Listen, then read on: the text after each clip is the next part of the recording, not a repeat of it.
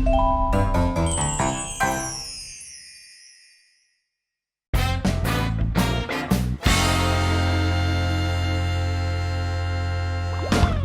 with me is Tavleen Singh, one of the most well-known columnists and journalists of her generation. To begin with, Ms. Singh, what do you think is the media's role? You write extensively on corruption. I've seen your Twitter page, and most of your columns are about corruption and the India story.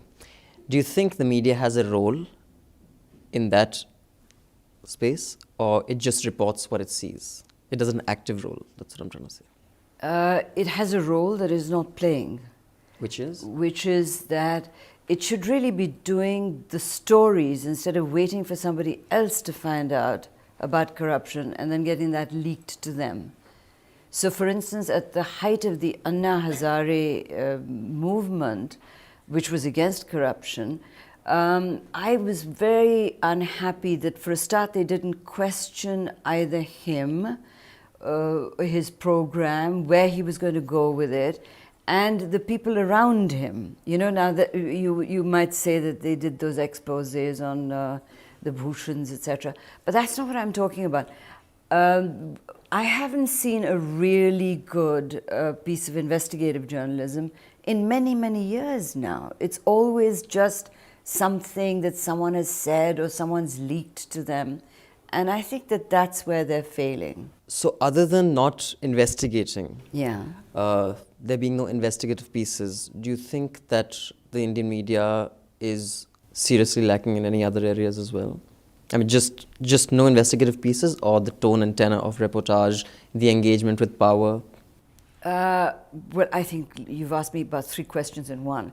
I have been very worried, and I've written about this often, about the immaturity that you see, particularly in the news channels, in their manner of asking questions. For instance, I was very worried at the way that a particular, I suppose I should name any names. You can name names on Newslaundry. Right. We name names. I'll tell you, I may as well, because I actually tweeted about it. The way that Arnab Goswami interviewed Omar Abdullah when the National Conference worker died in his garden, right? Now, he assumed that Omar was guilty till proven innocent. And you see too much of that on television. And Arnab's tone with him was that of an inquisitor, not of a journalist. You know, it was, but what were you doing at this point, and what were you doing? You know, this wasn't a court of law. If it was a journalistic exercise, Omar Abdullah would have been given a much better chance to explain why the worker died and what the problems were. And it turns out... Sorry, but you think that problem is consistent when their tone is the same with, say, Team Anna, because that seems to be favorite frame of reference of yours for it's most not my things. favorite. I think that even with Lalit Modi, maybe Lalit Modi is a full crook. disclosure, I'm active supporter and a part of Team Anna, so just full disclosure, I'm giving you. Okay. I'm not an objective or a neutral party here. Well, you don't have to be. I mean, you're perfectly entitled to your views, as I am to mine. But it isn't just about Team Anna. In the case of Lalit Modi, if you'd paid attention to the manner in which he was completely reviled without being given any chance by the media to explain himself, to the point that the income tax raid on his premises, the media accompanied the tax raiders. To me, that is, you know, I mean, that means the media is being used as a tool by agencies of the police. You know, so I find that very worrying. And it wasn't just him. I've seen any number of instances where, because we haven't really got the possibility, we've got quite a strong libel law, but the justice system takes so long, that I think that, you know, that journalists are getting away with murder. You think that's restricted to just political ends, or you think that extends in other departments, for example, the corporates? Because you seem to be of the view that the only people who have done anything of consequence in India, the growth story, are big business and corporate houses, which I'm sure they have. But you think they use the media too? I'm sure they do. And you think there's full disclosure on that end usually? I don't think there is. And again, I don't want to name any names because I don't want to be You sued for should. libel. We But name no, names. no, there have to be certain. There are certain media houses which are owned by certain big businessmen, and those businessmen are then given awards at the Big Businessman of the Year type award, without any disclosure of vested interest. So I think that it's just as bad if that happens. You were the first woman journalist to have actually traveled extensively around the country long back. That's true, before you were born, probably. Probably, yeah. And you were in London, which probably explains your accent. No, it doesn't explain my accent. I went to the same school as Madhu, and we learned how to speak not just English very well, but my Hindi. mother taught English there, but she didn't teach that accent. But anyway, No, everyone, no, but so you traveled चलिए extensively. बाकी interview Hindi में करें. बेशक, अवश्य, चलो, excellent. चलो, मेरी accent को आप चैलेंज कर रहे हो तो मेरी हिंदी की कमेंट कर रहा था मेरी कि हिंदी नहीं तो आप अब हिंदी बोलिए. मैं भूल नहीं रहा हूँ मैं हिंदी में. हाँ. तो मैं ये कह रहा था कि आपने जो बोला है कि कॉर्पोरेट हाउसेज यूज़ करते हैं कि राजनीतिक पार्टियाँ यूज़ करती हैं. कॉर्पोरेट हाउसेज को हिंदी में क्या बोलते हैं? औद्योगिक घराने. चलिए, okay. Have I passed the test? No. Okay. जब ये औद्योगिक घराने मीडिया हाउसेज को यूज़ करते हैं, इसका हल क्या है? आप क्या समझते हैं? क्योंकि बिग मीडिया तो औद्योगिक घरानों के करीब ही रहेंगे. नहीं, ये ज़रूरी नहीं है, क्योंकि अगर आप बिकाऊ हैं और अगर आपको सरकार इस्तेमाल कर सकती है तो कोई भी इस्तेमाल कर सकता है. तो मेरी राय में, आप लगता है थोड़े वामपंथी किस्म के बंदे हैं, लेकिन मेरी राय में अगर ऐसा मुझे लग रहा है. और आपको उससे बहुत परहेज है, वो तो मैं देख चुका हूँ. नहीं, क्योंकि मैंने देखा है इस देश का क्या हुआ है. हमने वामपंथी विचारधारा के पीछे भागते भागते इस देश को, जो बहुत अमीर देश होना चाहिए, गरीब बनाया है इतनी गलत नीतियों की वजह से. वैसे मैं समझता हूँ विचारधाराओं के युग खत्म हो चुके हैं. आज विचारधाराओं पर कुछ नहीं होता. ये नहीं कि वामपंथी विचारधारा. क्या बात कर रहे हैं आप? आपने अभी मुझे बताया कि आप अन्ना हजारे की टीम के बंदे हैं. प्रशांत भूषण पूरी तरह से विचारधारा से जुड़े हुए बंदे हैं. वो बेशक हूँ. मैं बता रहा था कि मैं अपना निजी आपको राय बता रहा था, और जो आपने बताया कि वामपंथ ऐसे करता है, और नहीं, तो मैं ये बोल रहा हूँ कि आजकल नीतियाँ या मैं वो नहीं बोल रही थी. मैं आपको ये कह रही थी कि अगर मीडिया बिकाऊ है, अगर मीडिया वालों को आप खरीद सकते हैं तो जाहिर है सब खरीदेंगे. अगर मीडिया एक वो दुकान में रखी हुई चीज़ है जो ख़रीदी जा सकती है तो ख़रीदी जाएगी मीडिया. और ये सिर्फ बड़े उद्योगपति नहीं खरीद रहे हैं. पैसा तो उन्हीं के पास है जी. पैसा तो उन्हीं के पास है. वही खरीदेगा ना जिसके पास पैसा होगा. आप कौन से देश में जी रहे हैं? जितना पैसा राजनेताओं के पास है आजकल, वो तो पेड न्यूज़ का महाराष्ट्र में आया था. जितना पैसा राजनीतिक दलों के पास है, शायद ही उद्योगपतियों के पास होगा इतना पैसा. बेशक. हाँ जी. तो वो खरीद रहे हैं. और अगर आपने उत्तर प्रदेश का वो चुनाव देखा होगा, वहाँ पे कई ऐसे आपको राजनेता मिलेंगे जो अखबारों का नाम लेके कहते हैं कि हमने इतना दिया है और हमारे पास आए थे और हमको ब्लैकमेल कर रहे थे कि अगर आपको अपने बारे में अच्छी खबरें पढ़नी हैं तो आप इतना दें. तो और तो राजनीतिक दल, राजनेता और औद्योगिक घराने, इनके अलावा तो और कौन है खरीदने वाला? आपके पास अगर पैसे होंगे काफ़ी, आप जाके ख़रीद लें. मैं एक आपका कोट करना चाहता था. आपके कॉलम में आपने लिखा था, they charge India's corporations of causing it and accuse them of creating a mafia raj. They use terms like crony capitalism loosely, without noticing that there is no such thing in India. You believe there is no such thing as crony capitalism in India? अब अंग्रेजी में जवाब दूं कि हिंदी में? English में. हिंदी ख़त्म हो गई ना आपकी, और मजाक बनाए मेरे एक्सेंट का. हाँ, मैं हिंदी, अंग्रेज़ी, उर्दू, पंजाबी में चारों भाषाओं में मेरी एक्सेंट सही है. आपकी आप थोड़ी कमज़ोर हैं. आपकी हिंदी बहुत ज़्यादा बहुत ज़बरदस्त कमज़ोर. तो आइंदा किसी दूसरे जिसको आप इंटरव्यू कर रहे हैं ख़ास करके, उनका मजाक उड़ाने से पहले ज़रा सोचिए. मिस्टर क्या नाम है आपका? अभिनंदन सेठ. बेशक. ओके. मैं बस. अच्छा, अब बताइए कौन सी भाषा में जवाब चाहते हैं आप? नहीं, मुझे गलत लगा.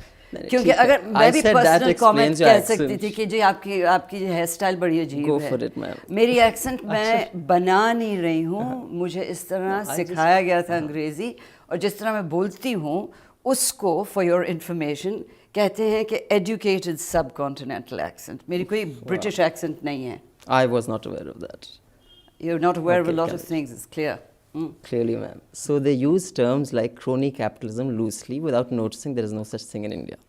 Yes. Do you believe there is no such thing? What is crony capitalism in your view? When you corner resources and the market, as it should decide in capitalism, does not because the market is cornered by political favor. That is probably crony Okay, capitalism. it's a term that has come out of countries like the Philippines, out of Russia, out of China, where it is the children of politically powerful people who make money because they have better access to political influence. In India, we have, with all the restrictions that were put on Indian business. So it has to be children, or it could be anyone who's close. Anyone, you want to quibble, quibble. No, I'm just But, asking. Yeah, so I'm well, clear. what I'm trying to say to you is that we have very respectable private sector companies who have done very well by this country. We should be proud of them. The Tatas have not made their money out of crony capitalism. Yeah? Dhirubhai Ambani used a system that could only be worked by crony capitalism. But once the process of economic reform began, there was no need for crony capitalism. So it doesn't People exist. that used to come to Delhi, there was crony capitalism in India in socialist times. I don't think that it exists to that extent now, but But it does exist. No, I'm just because you've said very categorically that they use terms, but when there is no such thing in India, that's I don't pretty believe there is. absolutist. Oh, by the way, I don't believe there is. I don't believe Okay. you can compare what's happening in So India. in which case, I would just like to, I mean, just so that I'm clear, you have said that Raja was guilty of crony capitalism and not much else. You'll see in the CAG report on the 1st of October.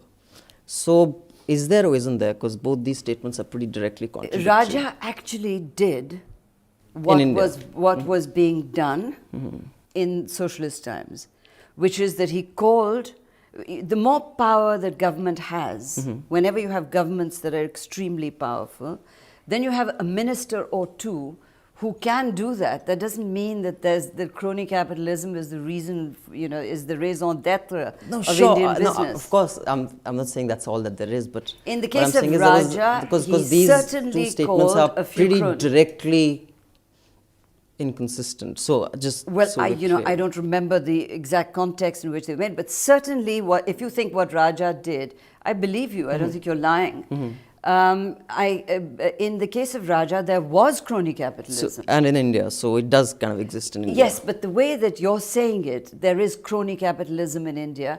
In the context in which I must have used it in the other way, I've heard Prashant Bhushan and other members of your tribe go on and on about crony capitalism and the looting of India's resources. And I may have said it in that context, because what they're charging Indian business with, what they are saying is, government is corrupt, Actually, but give us I'm more talking government. about what you're saying, not what they're saying. But anyway, Right.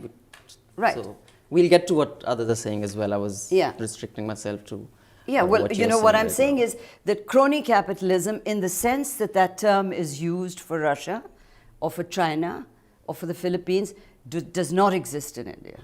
I see. But it exists in other ways, like Raja. No, there can be a minister who is given too much power in his hand, who can hand out a few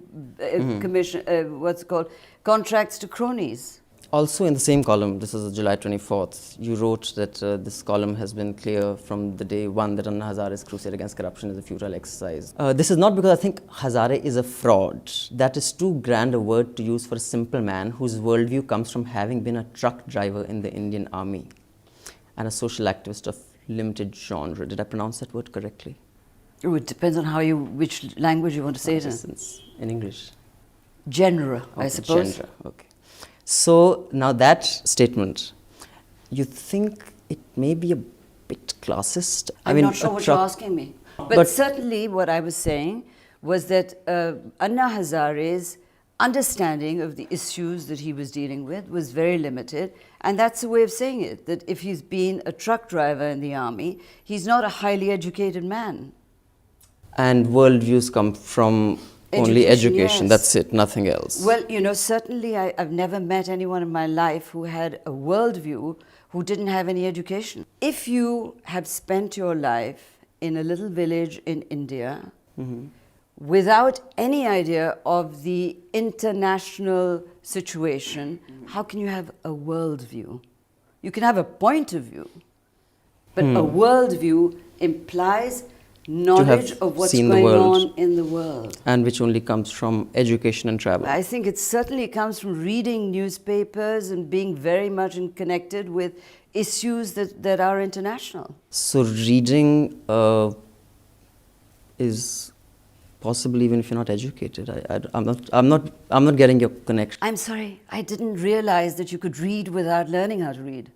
Well, that's literacy, not education. Said. No, you just said it's possible to read without education. Yeah, it is. Really? How? Because literacy allows you to read the alphabet. Education is a different And what do you end up reading then? You can read books, you can read a short story? Newspapers, whatever you want. Not that I have seen. But I was saying very clearly, and I will say it again, that I do not believe it's possible for someone who has been brought up in a very limited environment, which has not been influenced by international events, to have a world view. A point of view, of course, he wants to beat up people for drinking and all that. He has a point of view, yeah? Just as my point of view is that he's a bit of a fraud. Now, you know, that's a point of view. But a world view, no, I don't think it's possible. You were also talking about a conflict of interest, and conflicts of interest arise, like when they're advising on mutual funds, there's a full conflict of interest. If they said that, this was developed by a friend of mine who has been a classmate from school. In India, no such thing exists. I believe they've started doing it on some business channels that anchors say that we have holding in this stock. But you think mainstream media should start full disclosure of conflicts of interest? I think it exists to some extent. I mean, not to the extent that it should exist. I mean, I don't think that a channel that is owned by Anil Ambani says we're owned by Anil Ambani. But make your question more specific. I don't understand what you're driving at. Well, I'm saying that there are various pieces that you have written extensively on Lavasa. Yes, I knew you were driving at that. Is that, no. You're extremely hostile. I'm not hostile, I'm just telling you. In a sense of humor, lighten up a little bit. I'm not being hostile in the least. I think you're a little nervous. Okay. You write extensively on Lavasa. I have not written extensively on Lavasa. I've got a few. Whenever I've written on Lavasa, I've said I've been involved in this project right from day one. And I'm very proud of my association with Lavasa. That's not what I'm talking about. I have actually said that if one is writing about something and there is a conflict of interest, usually people state it outright. 1 minute. Actually, it's very honest of me to even say that I've been involved in it. I'm involved with it because I happen to be living with a man who did this project, right? I have never denied it. It's been, when Barkha asked me about it on television once, when there was the Lavasa problem, I admitted it, and she said you've got a personal interest. I don't think admitted or personal. I mean, I don't think it's not an inquisition. I'm just saying culturally, if there is a culture of full disclosure of conflict of interest, I mean, it says right at the outset, like I was saying, podcasts that I listen to. Well, whenever I've written about Lavasa, I have always said that I've been involved in this project right from the beginning. What else could I have said? I didn't read that in the piece that I have here. It doesn't say anywhere that you were involved in it. You have just, the two pieces I have specifically here, you have defended Lavasa. Yeah. And I actually wasn't. Yes, well, I have a point of view on Lavasa. Yeah, and all I'm saying is that if there is a conflict of interest... No, but 1 minute. Actually, there isn't. There isn't. I don't have any stake in Lavasa. No, that's what I'm saying. One doesn't personally have to. Do I have shares in it? May I finish? No, may I finish? I'm the one who are interviewing. And I've explained to you. A conflict of interest, I've said to you, that a friend of mine happens to have developed it. Wherever possible, whenever I've been asked, I've clarified that. But conflict of interest in wherever terms... possible, if you're writing a piece, I think it's possible to just put in 2 lines that, full disclosure, I, am close to whoever is promoting this. I mean, just like I don't have on paper any stake with Team Anna or anything when I write about it, in the first 2 lines, I think it's fair that the reader knows that I'm not an objective party. I'm an interested party because friends of mine are, very close to the movement. That's all I'm saying. I mean, if you say that I have no shares in it, that's pretty much like a politician saying, can you prove a paper trail? It's just a culture of transparency and openness. And I'm not saying you have to agree. I just wanted your perspective on it, which I've given you. That which is you don't that think it's I have, important wherever to put possible, wherever possible, I have put it in, and I'm going to do a book in which I'm going to give every detail of my association with Lavasa and what I think went wrong. Yeah. So I have we can move on. no we can move on qualms from about this, that. but And if I haven't put it in this article, Two. I will make sure that, the next time I will put it in big block No, you letters don't. at You the can top. give the rest font Because size I've as written the so rest. often that maybe, once or twice I haven't. I think that what happened with Lavasa is a major scandal. I think that a minister... Though that's not what I'm talking about right now. But No, anyway, now we can. since you've Sure, raised sure, it, let's sure. hear me I was out. talking about media's contributions and stuff like that. Sure, well, sure. now with full disclosure, Ajit Gulabchand is not just a friend of mine. I've lived with him for 25 years, and I'm giving you full disclosure that the reason why I was upset, I haven't defended the Bombay Bridge that he's built, but in the case of Lavasa, it was the first city that was attempted to be built after Chandigarh. In this case, on the basis of one of your compatriots in the Anna team, Medha Patkar, who gives no full disclosure herself on anything, who files no tax returns, who doesn't say where she gets her money. I'll 1 minute, ask 1 her minute. Now, questions now when she's please, here right now. please, 1 minute. You No, we asked can me a question. digress, ma'am. No, well, It's I'm not not. about Medha. No, you've asked me about Lavasa, and Yeah. I'm telling you what happened, and I want it recorded.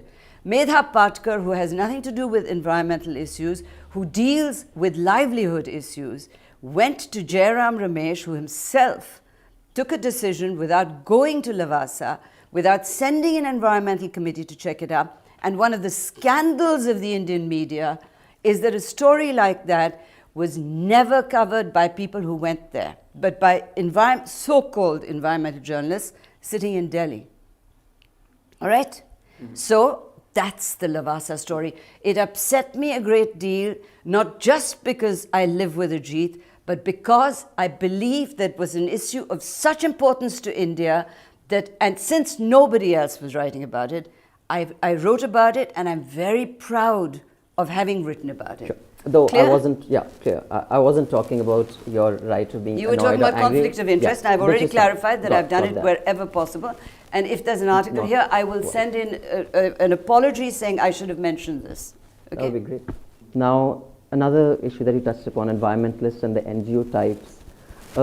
You're pretty fond of slotting people in types. Like, I mean, maybe it would just annoy you because No, I it won't already annoy. have. Don't worry, and don't I'm worry. sorry, What's your 'cause name again? Abhinandan. Abhinandan. You're more nervous than you think that you're making me. No, Okay?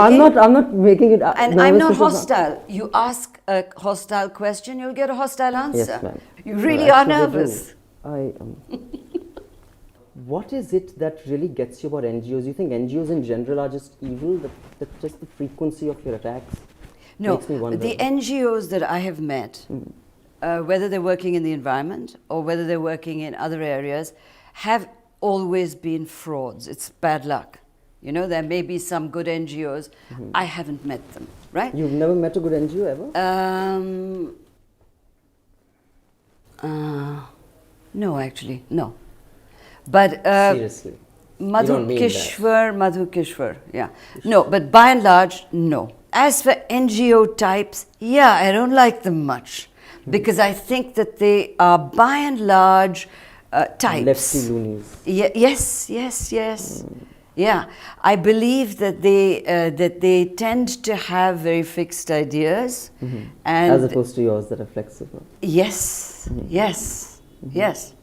because I really believe that if you had lived through India's leftist decades and seen what India looked like then, I mean, this kind of thing would not have been possible, right? So I am totally opposed to the leftists. So the internet isn't an invention of non-socialist India. I don't know a leftist country that I would Not want. that I'm lefty or anything. Well, you just certainly saying. seem to be, my friend. You certainly seem to be as lefty as it's possible to be. Really? So at least have the courage to admit it. Right. I'll work on it. Promise. Yeah? Because you've charged me with I've charged always. you with No, you anything. have. You have made I have charges. just- Now have the courage to listen to what I have to say. You've Sure. charged me with always going for an NGO types and lefty types and I don't paying talk like that. compliments to the corporates. You do talk like that. Really? Okay. Yeah, you have a funny little way of talking. Moving on. May I? You always move on when it's getting exciting. I'm enjoying this. Stick to the tough stuff, baby. Yes, I can ma'am. eat you for breakfast And not even burp because you're a and lady. not even be aware of it. Right. Now, your disdain for television, because you've I have no especially disdain during- for television. I mean, you've criticized television news pretty harshly in some of your pieces and also on Twitter. You think it's the nature of the medium, or you think it is something that Indian television news has got wrong? I think Indian television has got it wrong, and you can't blame them either. But I can point that out as a commentator. In other countries, it took like 50 to 70 years for television to grow. In India, because of Doordarshan having had a monopoly, it grew in 20 years.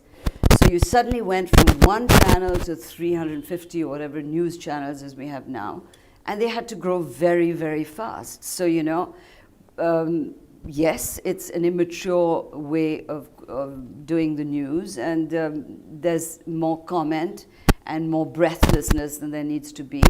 But we'll get there, you know. But that doesn't mean that we must all silently sit down and say we can't criticize it because it's Indian television. Mm-hmm. And you think print has got it right? They're I usually criticize the print informed media and- all the time. I'm not accusing you of it. You're very defensive. I'm ma'am. I'm not. Oh, should I call you auntie, ma'am? What should I say? I mean, Don't you dare call me auntie. God forbid that I should be Auntie. related to you. No, that's an Indianism. You just call Wait, it an auntie. no, and, you can't I mean, even that's speak basic. Hindi, and you're talking to me about Indianism. Huh? Okay, So ma'am. don't do auntie with me. Yes, right? ma'am. So, ma'am's fine. Whatever you like. You had spoken about.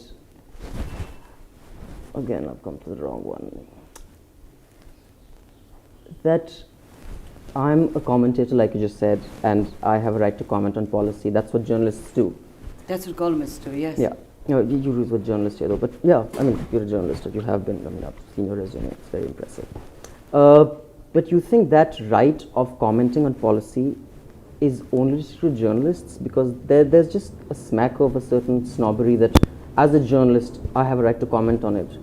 But most of your columns kind of criticize others if they have a point of view. And if they do, where do they air their point of view?